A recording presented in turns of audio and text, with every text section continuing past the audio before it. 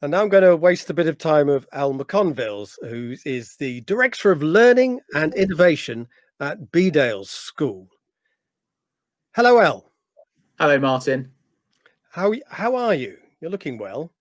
Well, the holidays have begun, so that's probably a contributory factor. But no, I'm all right, thanks. It's been a tough and unusual term, but doing all right, thank you. Right, we'll get on to what's happened at Bedales over the last year, I should think, in a bit. But first of all, I want to get a flavour of Bedales as a school. If you go to the Bedales website, it says it's progressive and liberal. Do you want to give me a flavour of how that is with your teaching, with your students, with the way your school's ethos works out in the everyday? Progressive and liberal. So, I mean, those terms go back to its founding in 1893 by John Badley, who wanted a school to be different from the traditional school that he went to. So he went to rugby and he thrived at rugby, but he could see that lots of people didn't, and that the kind of disciplinarian, highly competitive approach that traditional public schools took, where age groups mattered a huge deal and inter-house competition mattered a huge deal, was damaging to lots of people. And he felt that there was a sort of lack of connection to nature.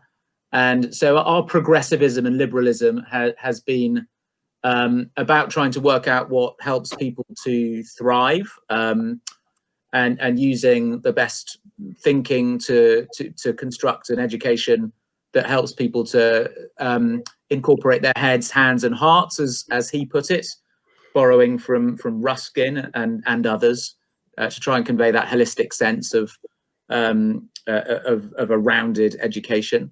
So we've been trying to do that ever since, and work out what the best thinking suggests for holistic personal development.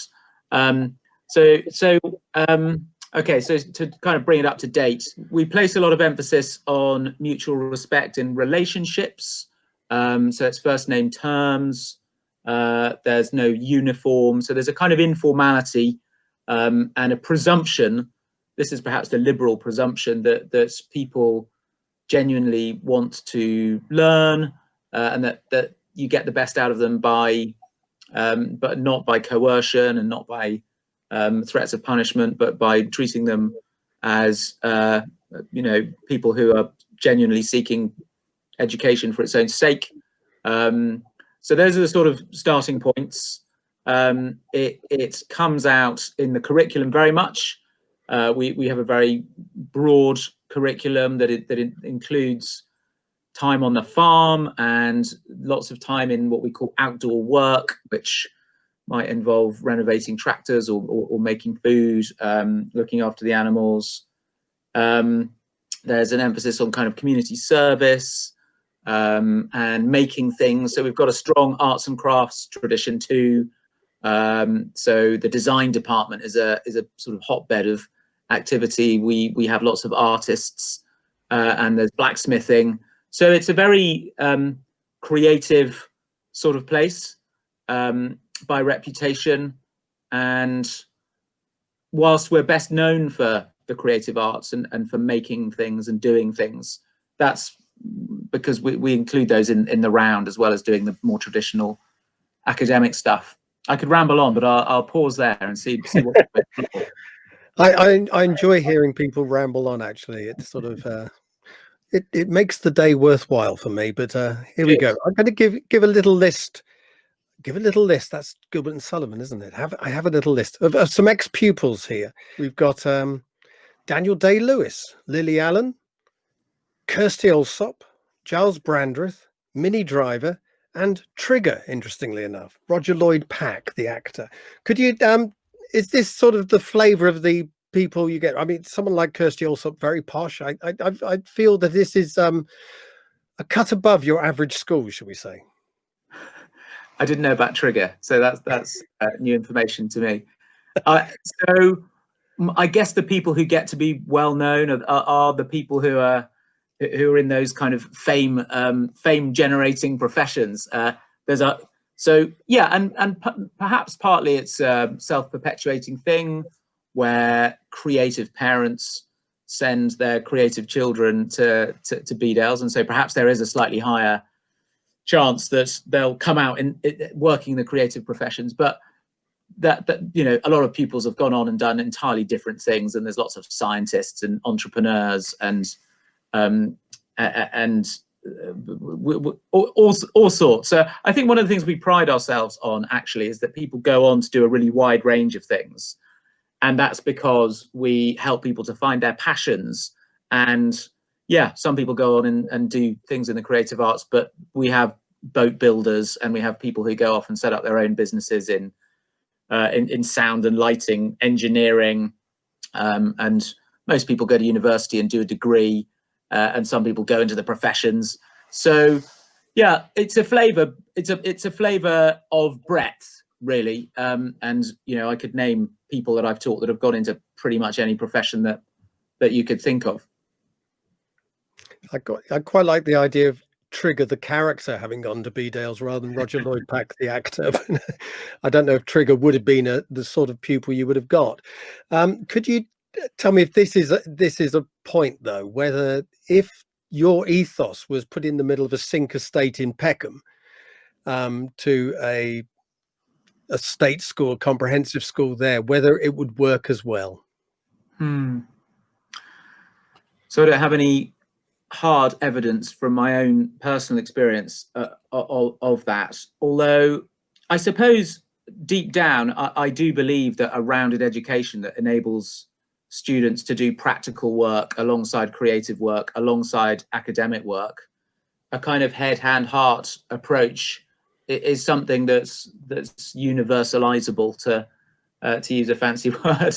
And if you look at somewhere like School 21, where my friend Peter Hyman works, that's a significantly less affluent environment, but it really works. The emphasis on practical projects and creativity and oracy alongside academic things is a great boost to those kids' life chances, as far as I can see. And you could say the same thing about the XP school in Doncaster, again in less affluent conditions, making work practical and relevant and making at the heart of what happens is really stimulating. I think that all people need to engage all of their faculties in order to feel fulfilled and to thrive. So whilst we are very lucky in terms of our resource, I've seen it done in lots of different places. You make the most of what you've got to create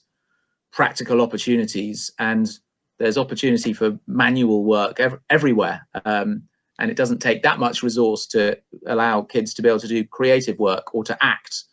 So yeah, it's an ideological position, I suppose, that you need to incorporate the whole range of human faculties in a successful education, and it doesn't have to be expensive. Yeah, I suppose some of the argument has been in the past, the difference between the grammar school education and the secondary modern education, that it was for the working class to do the hand stuff, if you like, out of head, hand, heart, and perhaps for the female of the species to do the heart bit, whereas the male, especially those from middle class or upper backgrounds, would be doing the head stuff and going to Oxbridge and all that. Is that very much part of how it still is, though, according to David Goodhart, perhaps in his book Head, Hand, Heart, who looked into this? Yeah. So I've only heard about head, hand, heart, but yeah, I am taken by this notion of peak head, and I think there's an awful lot in that. And I think the curriculum and the kind of the things that are valued and the things that are given credit are still, looking at the picture overall, they're still very head focused, which I think is unfortunate.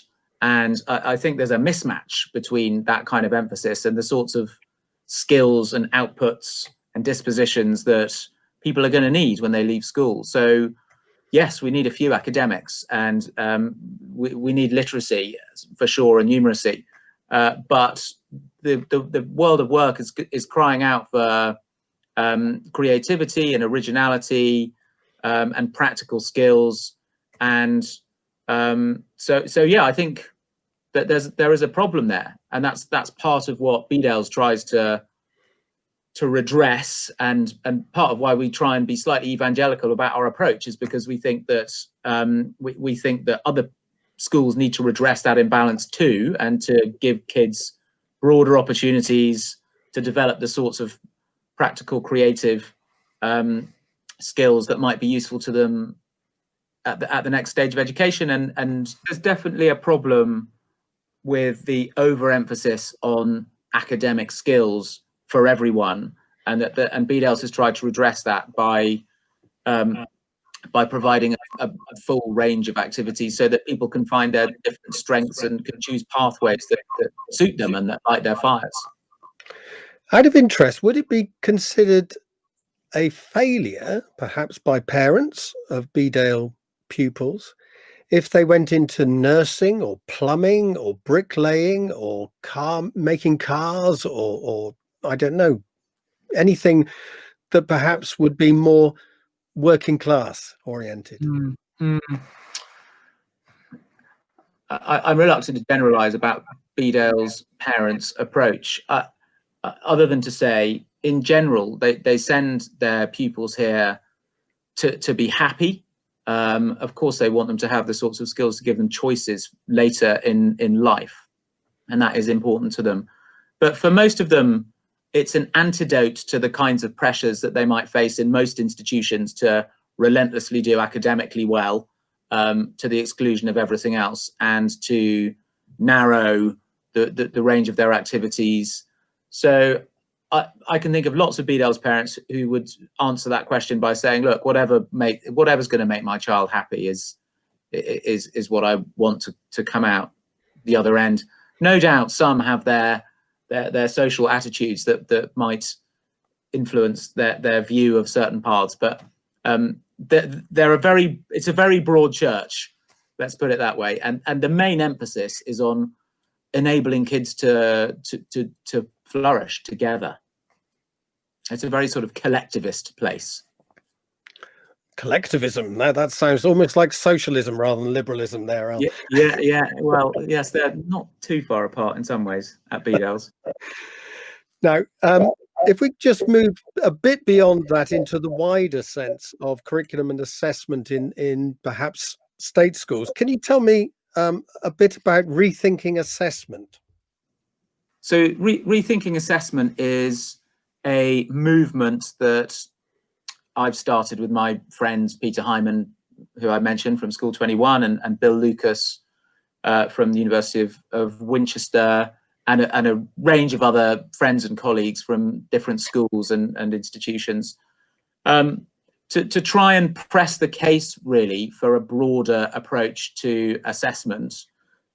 So the thing that we share, and this is a coalition of a number of independent schools, some multi-academy trusts, pupil referral units, people from higher education, and people outside of education all together, and psychologists and psychiatrists, who all see a problem with the sort of relentless high stakes assessment approach that pervades our national system, and see it as not only potentially harmful to kids' well-being, but also not contributing to the kind of skill development that's actually appropriate for the world that kids are going to face. So it's a group that is working through blogging and collecting case studies, which sit on our website, to build a case for reform, and to begin to suggest the kinds of things that might replace the worst elements of the current system. So that's where we've got to in a term. There are 25 blogs and 30 or so alternative approaches to assessment showcased on the website, and we've held a webinar with the Chartered College. We're going to hold another webinar with Robert Halfon and his office in January, along with the Edge Foundation. We're seeking really to build a conversation around the need for assessment through newspaper articles and our website and these events, to try and persuade the people in charge that they need to start the process of redesigning this thing, because it's not good for students. It's not good for deep learning, I don't think. And it's not good for the economy or for our kind of national well-being.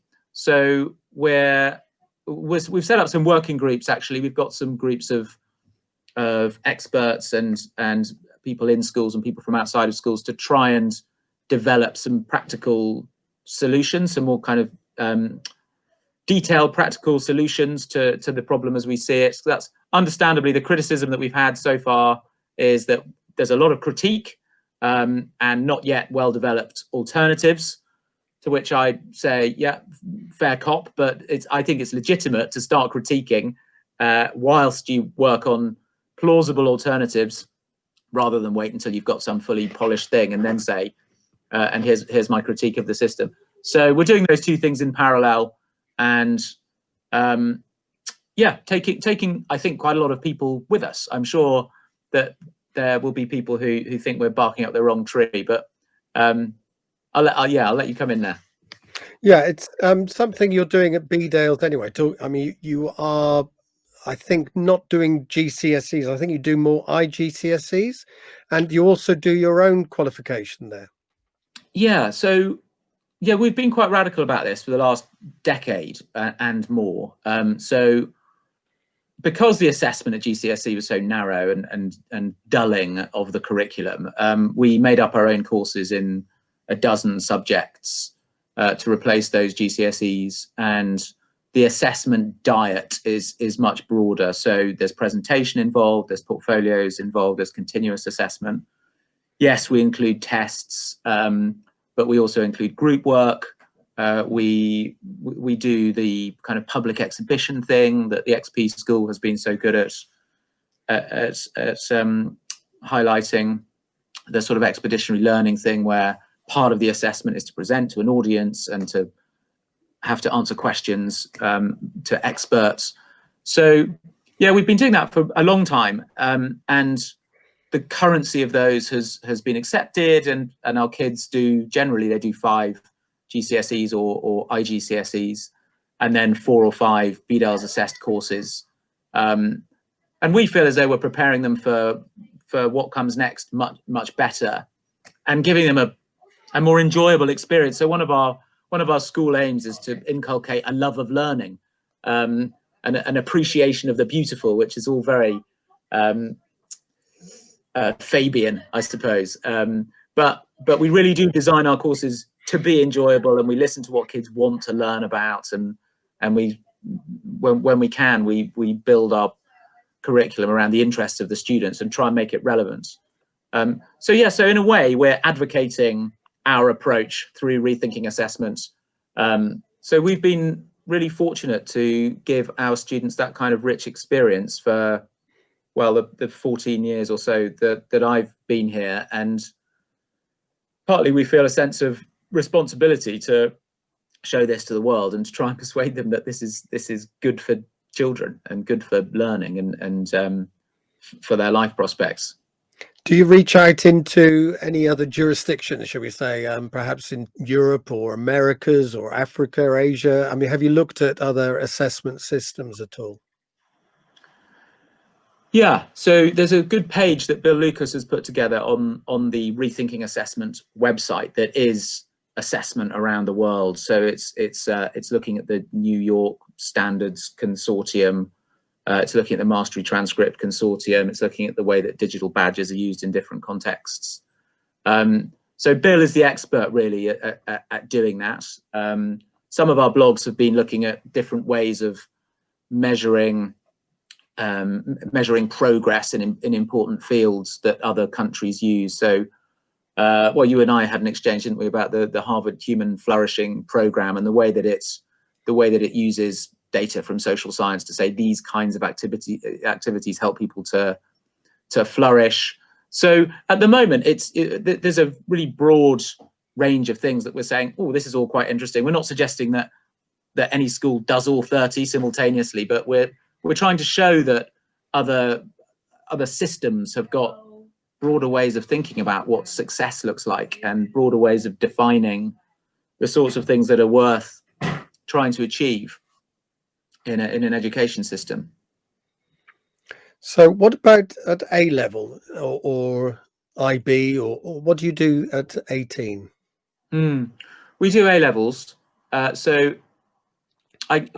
nearly all of our students do 3 A levels, and I know that some schools, quite a few people do 4. We encourage people to do 3 so that they can engage in the wider program that exists in the sixth form. So we have what we call an enrichment program, which, you know, lots of schools have that. But we give our program a lot of time and development resource so that students can, well, A, take it seriously as the 4th strand of their education, really, and B, offer real variety. So there are short course academic programs, but there are also short course practical programs that students can take alongside their A levels, like oak framing.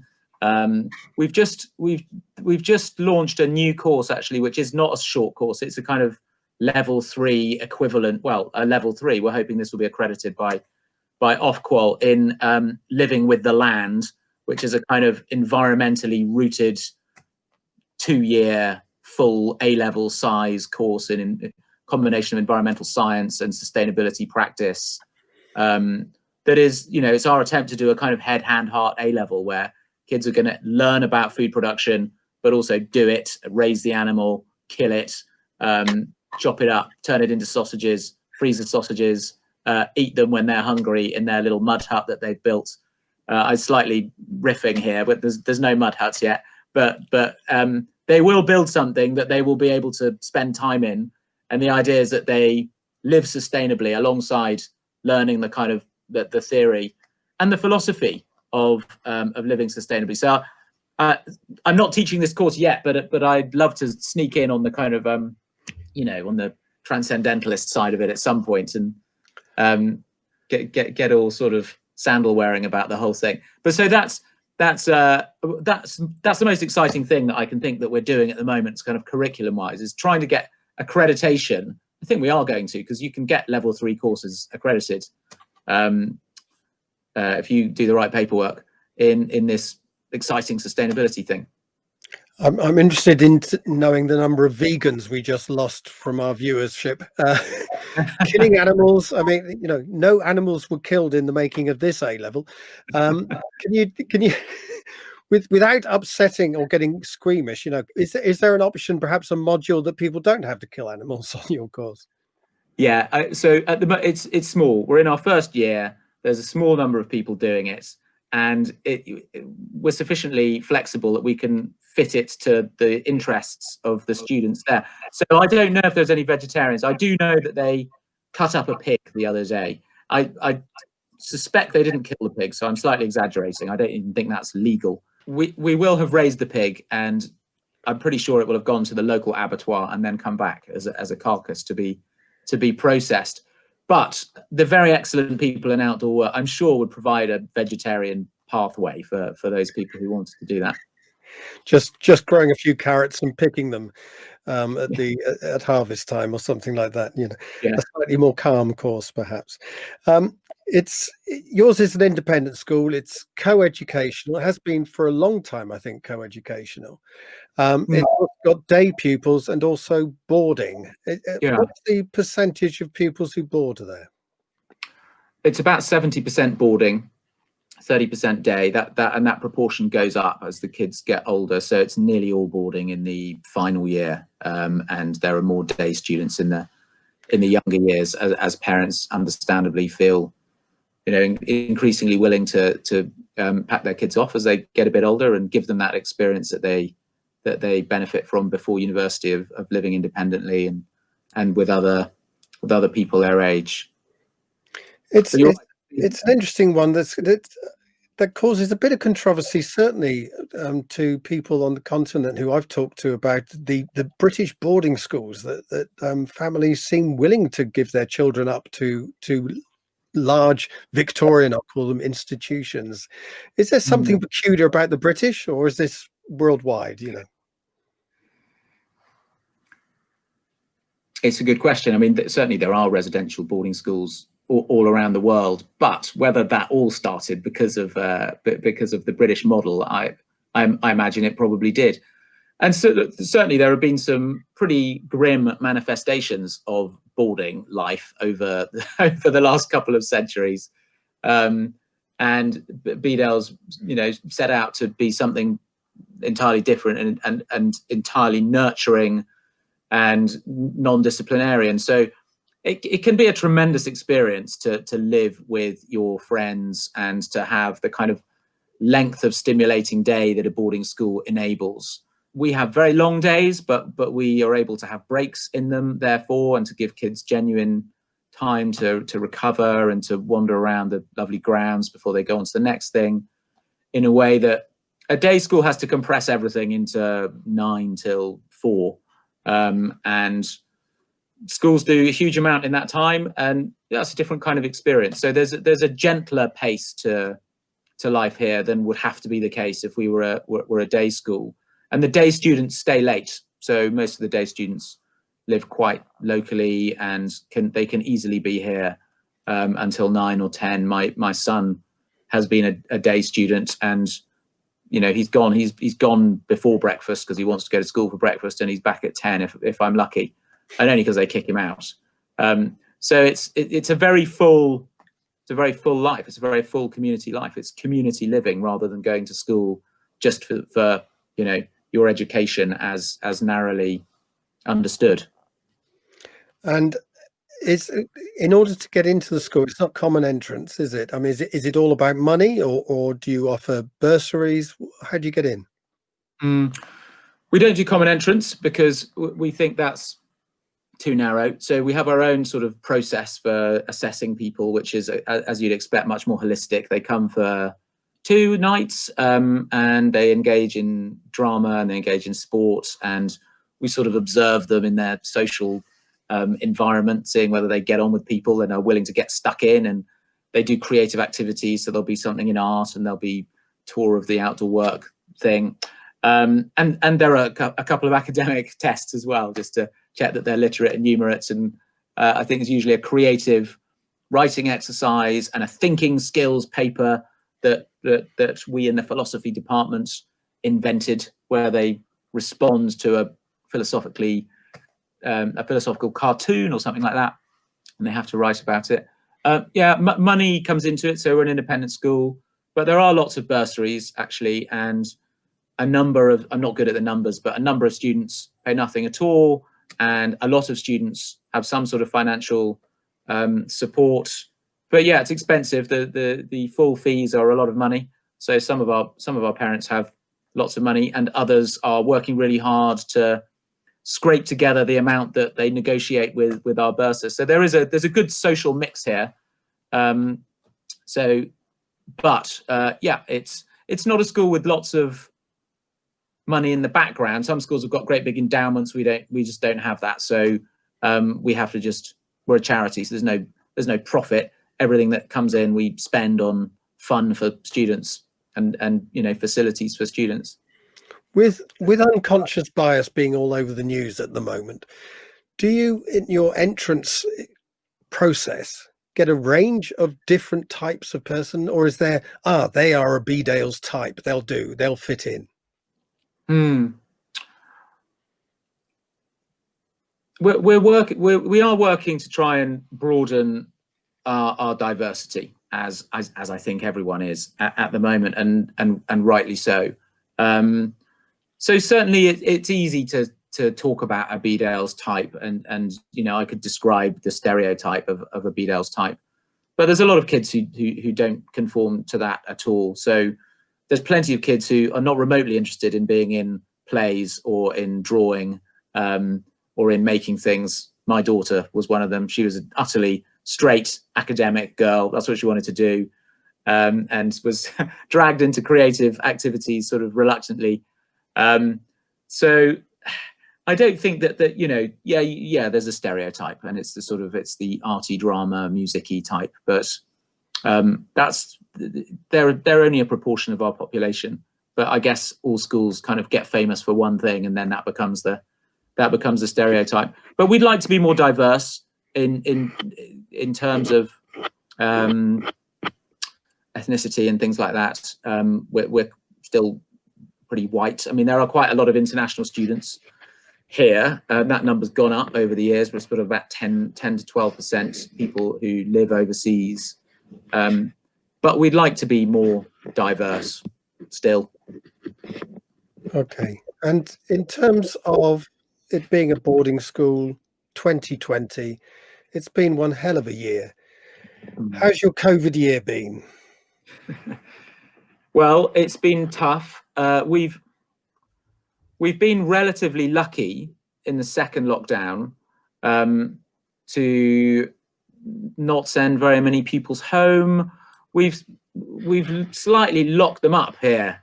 So part of our strategy for minimizing infection has been to keep them with us as much as possible and not have them traveling home to various places every weekend. So the students have tolerated very well spending more weekends here than they perhaps would ordinarily do so. And we've all had to work quite a lot harder to provide them with things to do at weekends. Normally there might be 40 or 50 students who stay in over a weekend, and this term it's been hundreds of students needing to find gainful employment or just have an eye kept on them. So that's been tough. As for everyone, requiring people to do social distancing when they're teenagers is pretty difficult.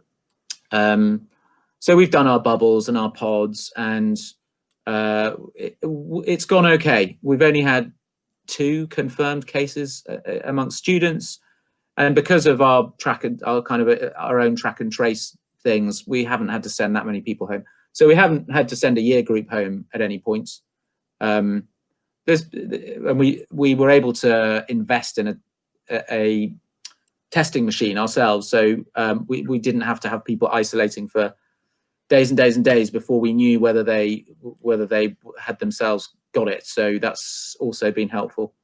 So we're really thankful to have got away with it to the extent that we have this term, and I will persevere in roughly the same vein next term because it's worked, and I know that lots of boarding schools have had a nightmare. So whether it's our brilliance or just jolly good luck, I don't really know, but we'll take it either way. How have the staff been? Have they been fit and healthy, or have you had to perhaps shield some staff? Staff, we've been quite lucky with staff. We had one person who needed to shield, who was able to conduct an awful lot of his business electronically. And we've had a couple of cases, but again, because we've been social distancing very effectively, it didn't affect very many people at all. So they've been okay. The toughest thing for the staff has been the extra time they've had to put in providing things for the students in a yet longer week. And we've missed out on some of the things that we would ordinarily do that staff find very nourishing. So, you know, we've talked a lot about the head, hand, heart stuff. Quite a lot of the activities that we would ordinarily want to do with kids, we haven't been able to do because they are cross year group activities, or it's impossible to social distance whilst doing them. So a big part of the Bedells ethos that I haven't mentioned actually is people from different year groups engaging in activities together. So you haven't got the kind of year 10 blacksmithing and the year 11 blacksmithing separately. It's the blacksmithing opportunity where sixth formers mix with year 9s, and we haven't been able to do that stuff, which has been really frustrating. And the volunteering, which is a big part of what we do, again, going out and spending time with other communities that we can learn from and can help. We just haven't been able to do that. So that getting out and feeling like you're doing something away from school and that you know might be where you get your energy from, missing that has been grim. So I derive a huge amount of my energy from some of the community activities that I take kids to do. So there's a charity with adults with learning difficulties that we normally go to every week, and we invite some pupils in from a pupil referral unit to do some outdoor work. And those are some of the most rewarding moments. So we've had to slightly accept, that it's the art of the possible, and we do what we can do, and sadly a bunch of really rich stuff falls by the wayside. But it's amazing how people can be creative in these times. So our music department in particular have put on the most extraordinary concerts, using live streaming, and during the first lockdown, people in different continents, playing their parts and then splicing them together using technology to create superb concerts, of people playing simultaneously around the world. So whilst some of the good stuff has had to be dropped, a whole load of new skills have been learnt, and some astonishing creativity has come out of it. That's good to hear. In the first lockdown, did you go fully online? We did go fully online, yeah. So everyone went home, and we all, like I guess everywhere, rapidly upskilled our IT selves.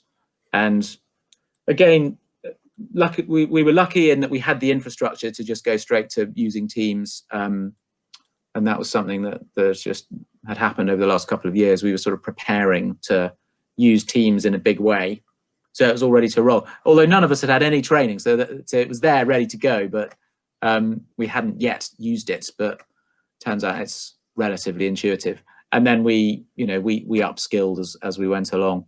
But we were very, very glad to get the kids back in front of us. I don't think anyone thought this was the future of Bedales. And a holistic education is not necessarily easy online. No. It was, I think we would have to just admit that it was narrower than we would have wanted it to be. And there was no one thought it was going to last as long as it did, I think, did they? And we gradually were more imaginative as we went along about what else we could do. So we continue to have assemblies and presentations by staff that were put online. We did one or two kind of joint fundraising activities that people could do no matter where they were. So we did a sort of virtual community walk from Syria to Steep, which is where Bedales is, to raise funds for the rural refugee network. So people get really impressively imaginative in these straitened times, and that's a model that we're gonna rerun. Having dreamt it up, this notion of sort of long virtual journeys together, so people can feel like they're participating in a kind of community-minded activity, whether they're here or not. And the fact that you've been testing throughout has been helpful, and that's something perhaps that it sounds as though many secondary schools are going to be doing from January, certainly the fast flow test kits, and that's been useful, I hear. Yeah, we haven't been doing mass testing because we've just got one machine that can do one test every 2 hours. So we only test people when they have symptoms. And it may well be that there's been a bunch of asymptomatic cases that we haven't picked up and that teenagers can live with. But it's been helpful to be able to say that certain people haven't got it, which that's mostly what it comes back with. And you haven't got any mink on your farm, have you? No mink that we're admitting to, no. That's good to hear. Look, it's been a real joy to speak to you today, and all I can say now, I suppose, is coming up. You finished term. It's coming up to the end of term for many teachers as well. Is to wish you a happy Christmas, and I hope a better New Year. Thanks, Martin. Likewise, really good to talk. Thank you.